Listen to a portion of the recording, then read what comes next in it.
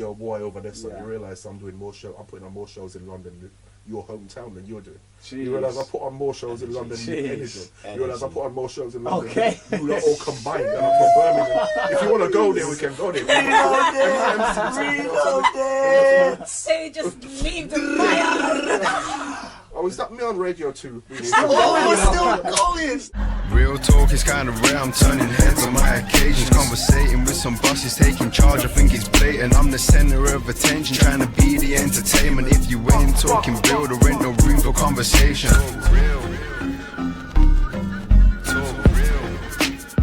You know what's big about, we've referenced black comedians a lot here, and it's when you was first coming up, black comedy wasn't even a thing, basically. But what do you think about, now it's the social media and all that kind of stuff, now it's not easy, but it's easier for a black comedian to come up and make his name. What do you feel about those ones that make the difference or the transition from the, I don't know what to call it, underground game, from maybe local or something, into the mainstream? Obviously mainstream UK is white. What do you feel about those people who water down their persona or their act to fit that mainstream? What, in terms of the mainstream now, in terms of, if you were to say, well, black comedians who are getting a fair amount of I'm one of them, I'm on the radio, you know what I mean? Yeah. I do a lot of interviews, but the point is, if you're talking about the people doing lots of TV, except I don't see anybody doing anything different to what they were doing before. So, you know, I'll go out to bat for Judi, I'll go out to bat for Dame Baptiste, I'll go out to bat for Mo.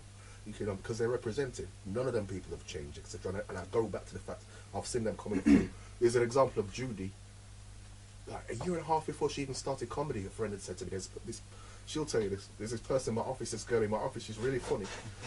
You should put on your shows. And gave me a number, and I contact this girl who I'd never known, a phone call, and she must have thought, who's this? Yeah. I'm so-and-so's friend, and they say, you're really funny, do you want to come do an open mic? And she was like,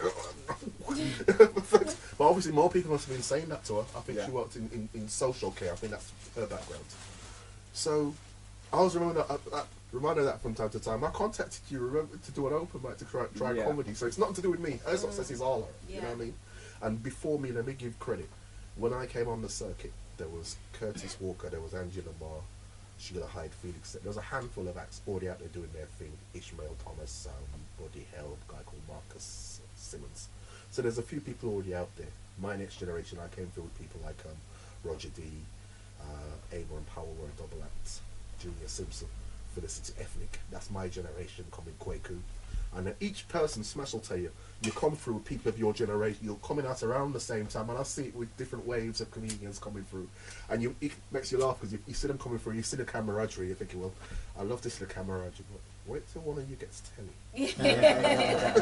See how long that camaraderie is. I feel like Judy's one of them that has definitely stayed true to herself. I'm sure we can all say that. There's a difference between being big online, because again, people miss the point. The likes of Mo and Judi and other people were good comedians before. It's better so they're just putting their talent in the spotlight, and they were grinding like nobody's business. Again, going back to the work rate, and the work ethic, I should have said. Whereas I see examples of people who make their name online and then try and become a live comedian, and you know, is that it? It's a hard transition. Yeah, I can imagine it's tough. I can imagine it's tough. It's almost like saying, I'm going to be a boxer by reading books about boxing, or you throw this punch and then you go in the ring and get licked down. No, son.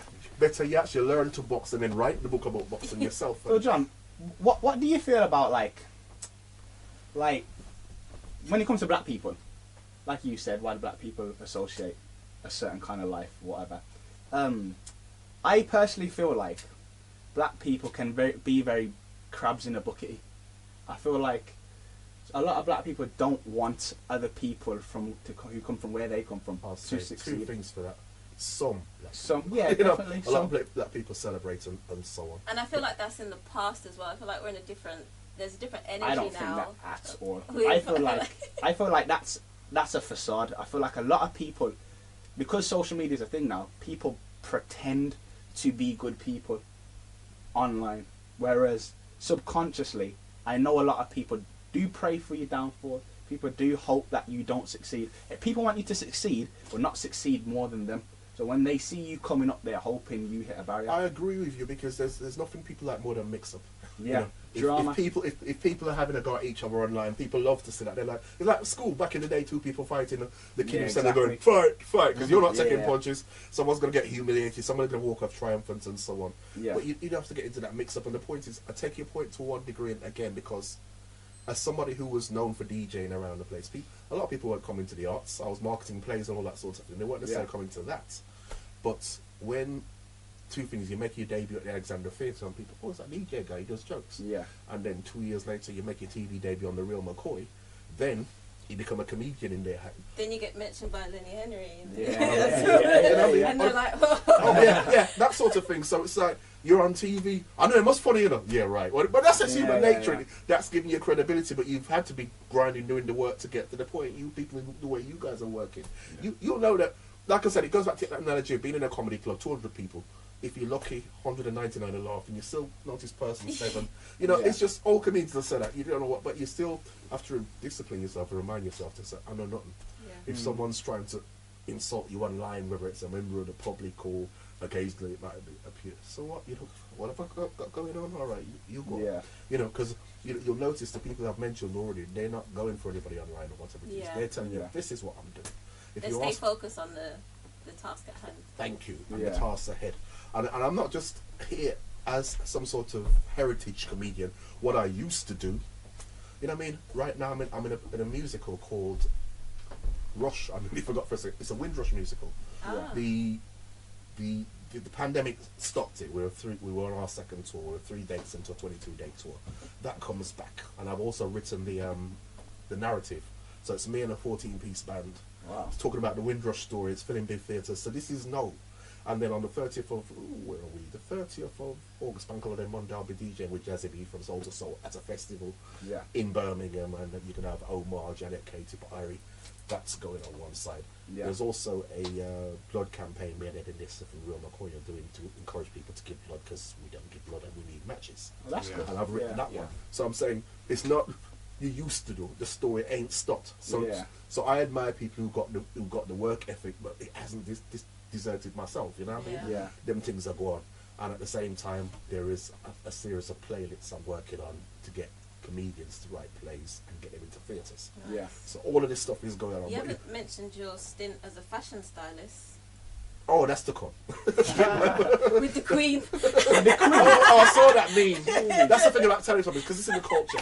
People say all these remixes, I was dancing to all the different tunes. People dressed as you, I'd forgotten that. Oh yeah, Queenie, and she wasn't wearing, obviously yesterday she was in black, and respect is due, and genuinely felt for her, but on a happier day she was channeling her inner tracksuit. Channeling her inner. So that's going on, but it's like, don't get me wrong, I'm from Edgbaston, Dudley Road. I'm a street fighter, not to work with people, you know. Yeah. I was, of course, people if you hear such and such saying anything, but my response is not to respond. I'll say, you're a boy over there, so you realise I'm doing more shows. I'm putting on more shows in London, your hometown, than you're doing. Jeez. You realise I put on more shows in London than you realise I put on more shows in London than you lot all combined. And I'm from Birmingham. If you want to go there, we can go there. So just leave the fire. Oh, is that me on radio too? It's still going. It's still going. Oh, you don't miss? Is this me doing a theatre tour years after I'm supposed to be passing my phone? I'm being asked. Oh my God. You know what I mean? I feel like you're just flexing on us now. Oh my no, but I'm thinking if I wanted to go with the rivalry thing and so on. Even in the controversy, he don't miss. So you want to tell me how much followers you have and so on, but I don't see you on telly. I see you online doing videos in your car. That hurt me personally. You know what I mean? Personally. You know what I mean? I see you doing videos and so online, but I can't see your credits. Wow. You know, so I can't see how many tours you've produced, how many countries you've worked in, blah blah blah blah blah. I'm tearing up. You're tearing up. You're tearing up. So I'm thinking we can go there, but if we prefer to focus the energy properly, this is what I'm doing. Yeah, you're focused. You're a humble guy, and you focus on yourself. I respect that. But come on, there's a room full of Brummies. Brummies don't do the foolishness. If you get ideas, and Jamaicans don't do the foolishness. You get ideas above your status. People soon pull you down, and rightfully so. If you're doing well, fine. Well, we just want to thank you. I think we've all taken some life lessons from you today. Yeah, I was giving them just fellow Birmingham coders. I hope you've taken some from me as well. You better listen. This right here is gold. You got to get it in. Old gold, but old. No, it's definitely still current. I want to thank you for coming down and talking real. with us. And talking real for free. Yeah. I will say it again, John Simmit, stand-up comedian, not being paid. Big enough, talk real, the podcast, by the real deal comedy jam. You heard? Real.